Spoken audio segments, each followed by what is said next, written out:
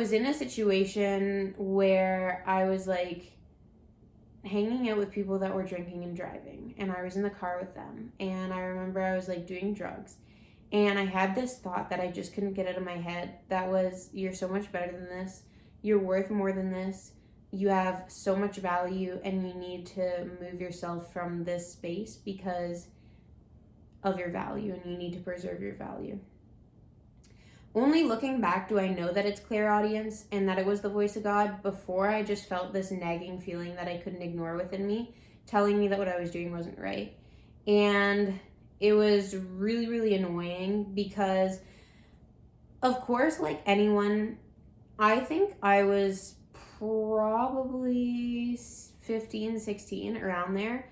And like anyone hearing this for the first time from your conscience, not a lot of people follow it the first time. You kind of need that repetition and that pain and just a few other things. So I tried to numb that voice out, which made it angry, and then it came back and it was much, much stronger.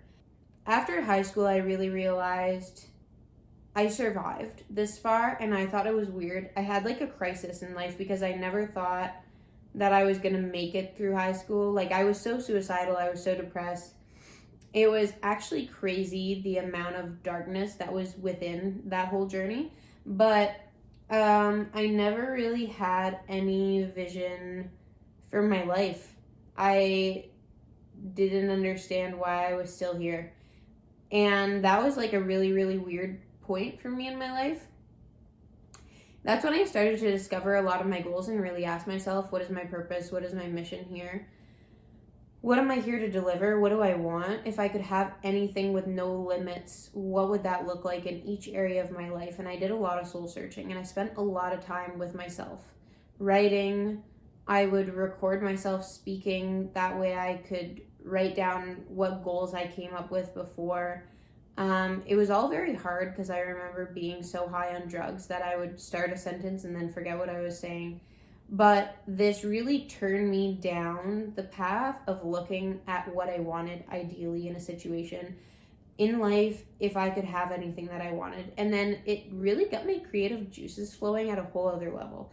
So what I started to do is look at the top 1% that was in every industry, because I knew that I needed to look to people that had what I wanted if I wanted to get the same results. That was something I always understood. And the reason that I understood that is because I started training at a very young age. And I never wanted to take advice from someone that wasn't super hot. Everyone that I trained or got advice from, I was like, man, like, you're killing the game. So I learned that very valuable gem of information super young throughout my training. And then I just applied that to moving forward. What I wanted to do is have someone that's very good in bodybuilding, very good with money, very good with an online brand, very good with sales, nutrition, all of these things, personal development, marketing, line them up and be able to go like, this is what this person has, and this is what all of these people have. This is what this person has, and this is what all of these people have. This is what this person has, but not all these people have it, so it must not be like a rule or a pattern, so that's probably irrelevant. That way I could come up with what things are very important that are common amongst the successful people, but in all industries. That way it doesn't really matter what you're doing, but just what makes a successful person. So I did research on this for probably a year. I remember sleeping 4 or 5 hours a night and literally waking up and researching and working and working and working. I worked so hard on this. One thing that I kind of realized was, if I want to get where they're going, I'm going to stop making some of my own decisions and I'm just going to blindly follow their advice to a certain extent. Now, take that with a grain of salt, please, for the love of God, because don't shut off your brain.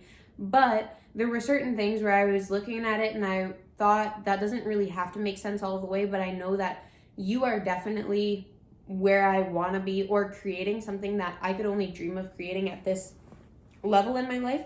And so there's certain decisions that I'm just going to forfeit and take your word for it, try it out. And if it doesn't work, guess what? Then I learned something that doesn't work, but I have that experience.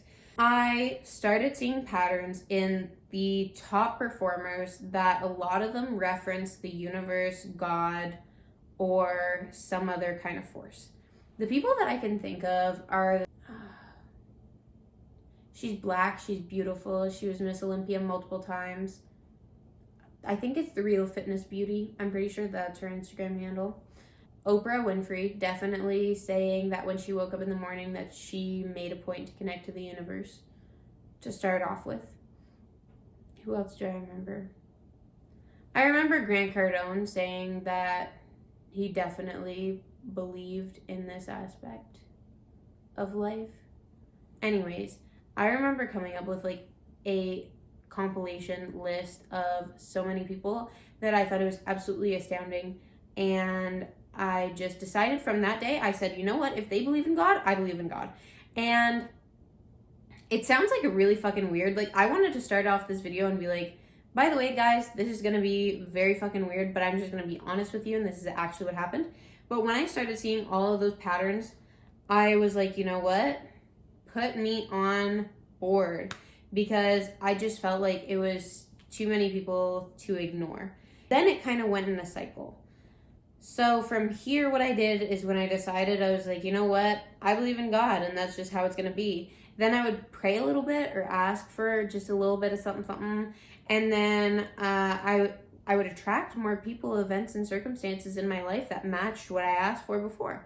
And then I was like, wow, okay, that's cool. And then I would just go back and do the same thing. And then I'd pray a little bit more.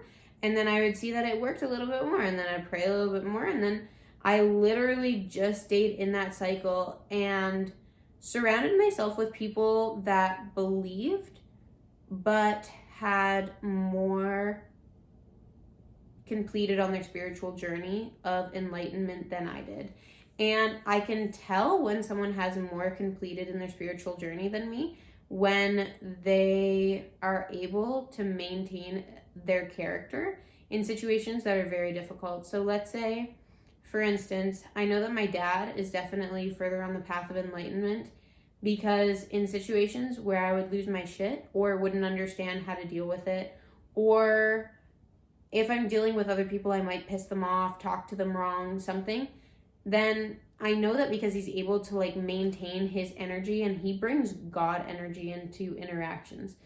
So then I see, okay, you know what? You're definitely more in alignment than me. I need to learn some of that. It's just brought me into so many beautiful learnings, so many beautiful like interactions with people, so many circumstances, so many events that have literally manifested themselves into my life.